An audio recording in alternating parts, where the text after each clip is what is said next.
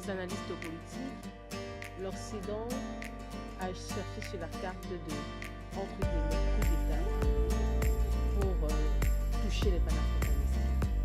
Partagez-vous cet avis ou alors vous ramenez en compte? Non, je ne veux pas ramener en compte. Mais c'est une illusion. Ça, ils peuvent pas nous tromper, ils sont pas plus intelligents que nous. L'intelligence, ça va dire une situation, on l'a dit très bien. Mathilde l'a dit tout à l'heure. Nous souhaitons, c'est une illusion, mais elle ne va pas durer. La vérité va se faire jour. Nous souhaitons que nos frères et sœurs du Gabon nous écoutent davantage. Et sache que c'est un marathon qui commence, c'est pas une course de vitesse, c'est un marathon. Ou alors une course de demi-fond, ou de fond, mais en tout cas c'est pas une course de vitesse. Le plus important étant de se débarrasser définitivement non seulement de la famille Bongo, mais effectivement du système france-africain, qui en Afrique centrale avait quand même pour capitale Libreville, c'est-à-dire au Gabon. De la même façon que Abidjan, donc la Côte d'Ivoire, accessoirement le Dakar, le Sénégal, ce sont des capitales de la France africaine, d'Afrique de l'Ouest. Donc il faut qu'ils soient prêts à mener ce combat et on doit le gagner. Nous, on sera là pour les motiver, pour essayer d'apporter un peu d'éclairage, partager l'information. Mais on doit gagner ce combat.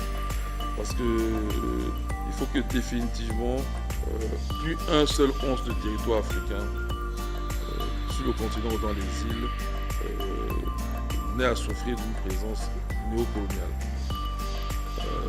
Néocoloniale, c'est-à-dire aussi bien de la part des colons que des anglais-colons. Donc la base militaire française, bien sûr.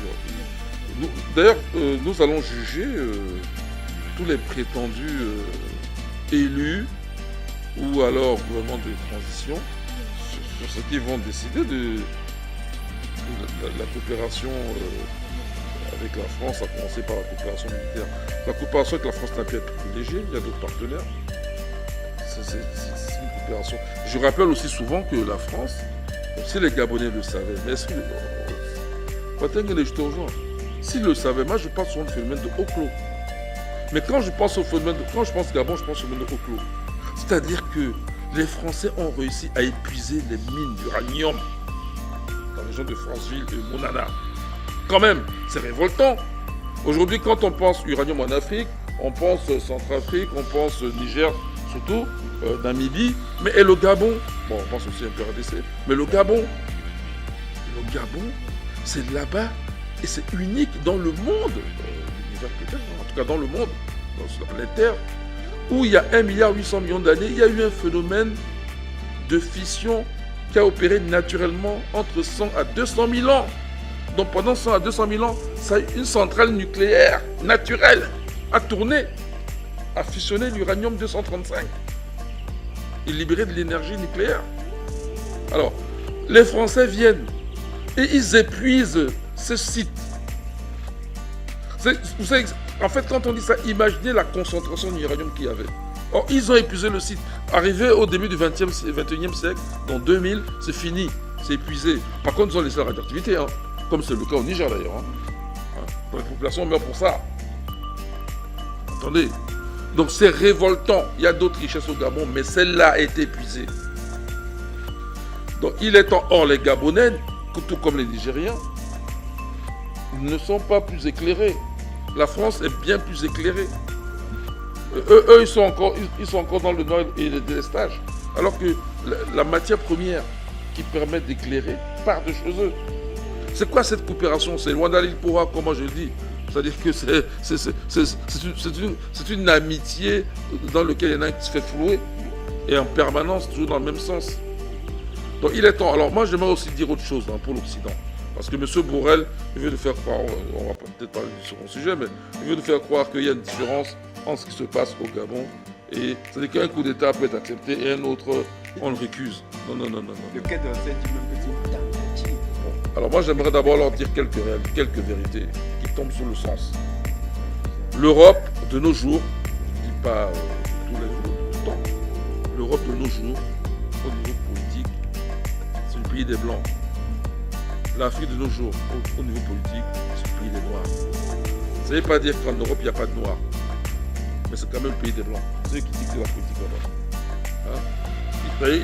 Ils maltraitent tous ceux qui ne sont pas loin. De nos jours. Quand je dis Europe même, il faudrait que je précise, Europe occidentale. Ici en Afrique, je ne dis pas qu'il n'y a que des Noirs, mais ici, c'est les Noirs qui doivent commander.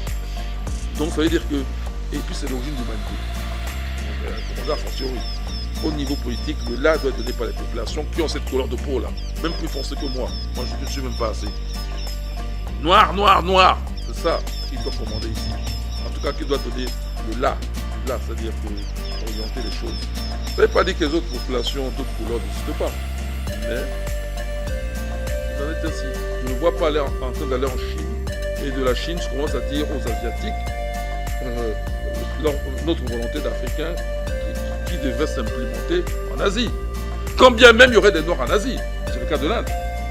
Mais ce n'est pas la même culture. On ne peut pas imposer la culture africaine en Asie. Il faut qu'on s'entende bien.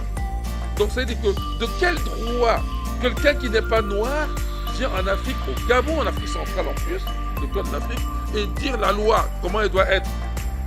Donc il faut que ce monde-là s'arrête. Et nous disons que désormais, c'est fini. Donc Macron, Borrell peuvent dire tout le temps bêtises, c'est des bêtises. Et nous sommes prêts à croiser le feu avec eux. Je leur rappelle, l'Europe, y compris la Russie, donc Est, Ouest, tout mélangé, ce n'est que 750 millions d'habitants, pas plus. Et beaucoup de ces États-là, à chaque minute, il y a un habitant de moins. Ce n'est pas le cas ici en Afrique. Nous, c'est une affaire de secondes. Toutes les 24 secondes, hein, il y a 27 habitants de plus. Ok? On parle de secondes là, pas de minutes. Voilà. Et c'est de plus et pas de moins. Plus bientôt 1,5 milliard d'habitants. Donc il faut que ces choses soient bien comprises. Vous parlez des savants, nous avons des savants. Il n'y a pas longtemps, j'ai envoyé une dame une vidéo où l'inventeur même, industriel, son nom c'est Mensa, japonaise, lui-même parle. Il parle de cette optique. Comment lui, il a été l'inventeur, celui qui a permis la fibre optique. Parce que quand on parle d'Internet, mais qu'est-ce que ça peut, comment l'Internet peut avoir de l'impact s'il n'y a pas la fibre optique? Parce que la fibre optique apporte la vitesse, apporte aussi l'argent de bande et aussi la propagation sur longue distance. Alors, et augmente la fréquence. Donc augmente les canaux qu'on peut diffuser avec les mêmes circuits. Alors, et c'est un Africain qui a l'origine, il s'appelle Mensa. Voilà. Donc, ils vont comme ça. Donc, le noir n'a rien à envier au blanc. C'est sa conclusion. C'est même ce qu'elle dit. Le noir, tout ce qu'un blanc peut faire, le noir peut le faire. Je dirais même plus. Si on remonte depuis l'origine des temps, le noir fait plus que le blanc. Puisque quand le noir faisait, le blanc ne sait pas. Lui, excuse-moi.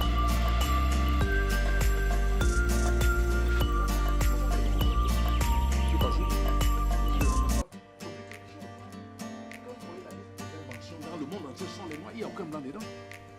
Et même jusqu'à présent, les meilleurs footballeurs dans l'équipe des enfants sont des noirs. Nous rappelons ça pour que les frères gabonais, puisqu'il s'agit du Gabon pour l'instant, se réveillent. On ne doit pas tolérer une seconde de plus qu'il y ait une domination blanche, que ce soit en Afrique du Sud ou au Gabon. L'apartheid, stop, c'est fini. Donc, un plan pensé en Europe et reformulé par les Borrell, on ne veut pas savoir. Pour nous, Fanga, il y a unité culturelle. Hein. Bien sûr. Non, mais Afrique centrale, Afrique de l'Ouest, c'est pareil. Oui, le reste, ça, c'est des nuances, des petites nuances que tu faisais là. Mais le fond est le même. Nous parlons aussi de panafricanisme. On a les mêmes problèmes en réalité, dans le fond. On parle de fond. Voilà. Donc, ça veut dire quoi? Ça veut dire que nous n'acceptons pas qu'on vienne nous dire ce que les Africains doivent penser et être et comment ils doivent même choisir leurs représentants. Hein? C'est pour cela le cas de Bangam est important aussi. Parce que qui veut un œuf volera un bœuf. Voilà, si on commence à laisser passer des choses comme ça, mais